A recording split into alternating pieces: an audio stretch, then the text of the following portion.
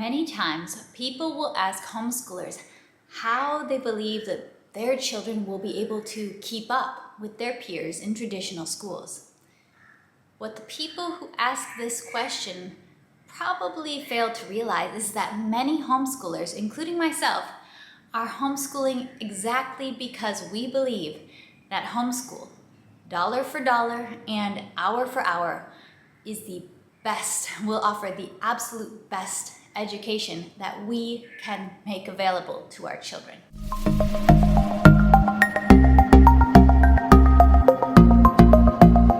put it simply, the idea of keeping up with peers in traditional schools is simply not part of the goal. I'm not trying to keep up. In fact, I'm expecting that homeschool will allow my children to have a better and more ambitious education than they would otherwise receive. Please hear me. I am not in this video trying to bash or put down traditional school systems. There are many good reasons for choosing non-homeschool educational options for your children. There are many good reasons. For many families, they are going to be the best or even the only options realistically available. However, what I am trying to do in this video is talk about the natural limitations of those school systems, of those traditional school systems, which everyone who has worked in them will be able to acknowledge. And number two, I'm trying to talk about the natural educational advantages offered by homeschooling. Also, I am not in this video trying to make any guarantees for homeschool or to claim anything like homeschool always works. It doesn't.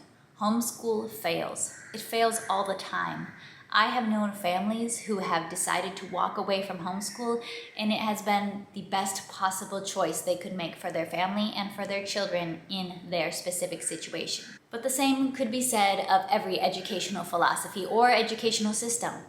When it comes down to individual students and individual needs, there will always be cases where that philosophy or that system breaks down.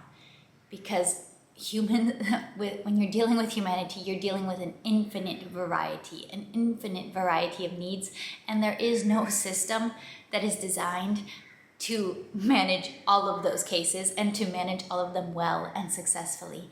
It's simply not possible. There is no system and no approach to education that will be successful in every case. So I make no guarantees for homeschool in this video. I simply want to talk about the natural features that, to me, make it very clear and obvious that I can homeschool with the expectation that this is offering my children an incredibly ambitious and rich educational experience. In reality, my children would never have access to the best schools in the world. And most likely, your children probably don't either through limitations of geography or for, 99.5% of humanity, limitations of budget. We don't actually have access to the best of the best when it comes to education. We have natural limitations. But homeschool can be a way for us to maybe overcome some of those geographical or budgetary limitations and truly offer our children a really excellent educational experience. Let's talk about some of the factors why. First factor I want to talk about is the teacher-student ratio. We can know teacher-student ratio means something because every expensive school out there will advertise their low teacher-student ratio, that they have a low number of students per teachers. This is because it's known that a teacher who's facing 35 students in a class has a much bigger job ahead of her than a teacher who's facing 15 students in a class or 10 students in a class. If you've been a teacher, you know there is a big difference in the amount of individual attention you're able to give each student, in the amount of direction, and in the amount of customization of their educational experience. It's simply easier when you have fewer students to manage. Teaching really is a numbers game. Anyone who's ever taught knows the difference between trying to explain a difficult new skill or concept to a class of 30 versus sitting down with an individual student and explaining it to directly them and interacting with their questions, tailoring the explanations to meet their needs. We know that there's a difference. Schools know that there's a difference. That's why they advertise this ratio. But it simply really isn't possible for the traditional school to beat the teacher-student ratio that naturally tends to occur in a homeschool setting.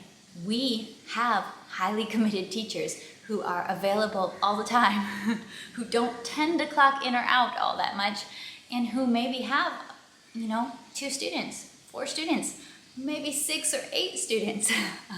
Not a lot. We have a very small class size and we can devote a lot of our attention to these students. Second factor that lends toward homeschool just having some advantages when it comes to education is time. So much time is wasted out of genuine necessity at schools. We have time moving from one classroom to the next classroom, time that it takes to get all the class settled after they've moved into a new classroom, calmed down in their seats, stopping talking. There's time for this, time for that. So much time is taken up just by the practicalities of life in a school. So kids spend their entire days in school, but any teacher will tell you that the amount of actual instruction time, the amount of actual practice time is really a fraction of the time that kids are spending in school. That's just the reality, the practical reality of it. With homeschool, we take back our time. We have the gift of so much time that now doesn't have to be wasted. You can now sit down with one child and explain a concept in 5 minutes and they'll understand it. Instead of the teacher having to go through a very excellently crafted presentation that takes 20 minutes and appeals to a variety of learning styles, while this child who learned it in 5 minutes is sitting around zoned out and bored because this time is for them being wasted. It is needed for other kids in order to appeal to all of these different needs, but it's not needed for them. So that time for them and for their education does end up being lost. This gift of time simply allows us to do more and to learn more with our kids. The third factor is variety.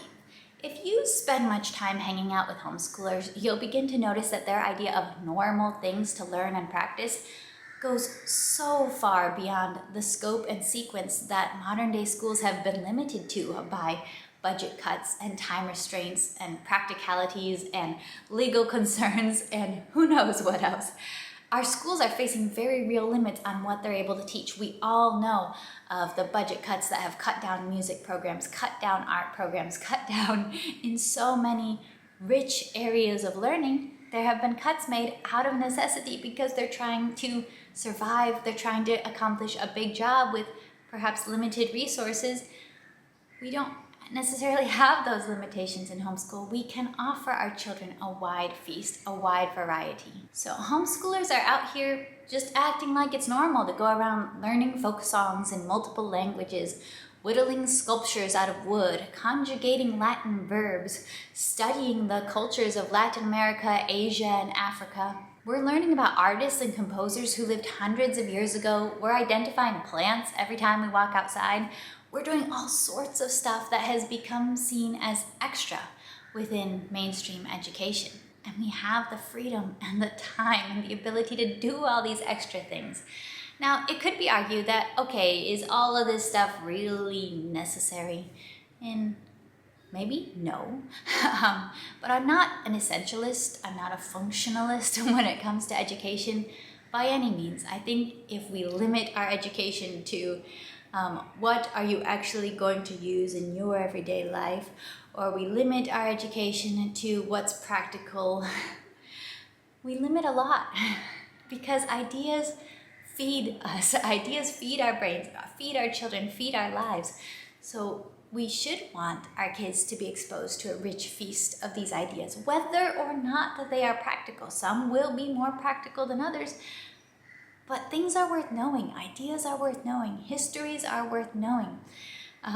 We can spread a wide feast. That's what homeschool, the freedom of homeschool allows us to do.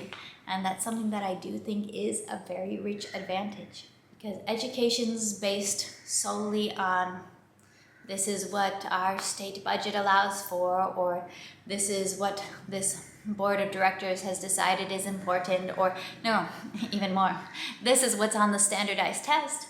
An education that's based on that runs the risk of being a very underwhelming education indeed. And the fourth factor that leads to the homeschool advantage is relationship. The relationship between teacher and student impacts the ability to learn, and it actually impacts it quite tremendously. If you're not sure you believe this, think back to a teacher that you hated or one that you were convinced hated you. How much did you learn in that class? And then on the flip side, think back to a teacher who was a very positive relationship in your life, one who you were convinced loved and cared about you, and one that you cared about. How much did you learn in that class? School simply cannot offer the continuity of relationship that homeschool can. And really strong relationships are often simply built through time. There is no school where a teacher is going to follow you from early preschool through 12th grade and through thick and thin and everything that life has to offer. But in homeschool, you do have that opportunity. Now, it is true that sometimes the relationship between a parent and a child is not good. And this will drastically impact the homeschool experience. I have often said that when a healthy, respectful, loving dynamic is not there between the parent and child, it's not very likely that homeschool will work educationally or be a pleasant and joyful experience for anyone involved. But for many families, a respectful, healthy, loving relationship between parent and child is possible. And in these cases, it will greatly impact and facilitate learning for the better. So these 4 factors that I brought up today are reasons why I genuinely believe that homeschool, hour for hour and dollar for dollar, offers the best education that I can realistically offer my children. I am not worried about them keeping up with their peers in traditional schools. As everyone knows, just because grade level standards exist for a grade level, that doesn't even mean that all of the children in that grade level at that school know all of those things. We all know that. So standards don't scare me. The idea of keeping up with peers doesn't scare me because I can look at the factors, I can look at the natural limitations of different school approaches, and I can look at the natural advantages of different school approaches. And to me, homeschool seems to stack up pretty well. All right, let me know in the comments down below, what are your thoughts on this issue? You can add to the conversation. I love to chat with you in the comments, and I will be back with more nerdy homeschool videos for you here on 7 and All. Subscribe. Bye.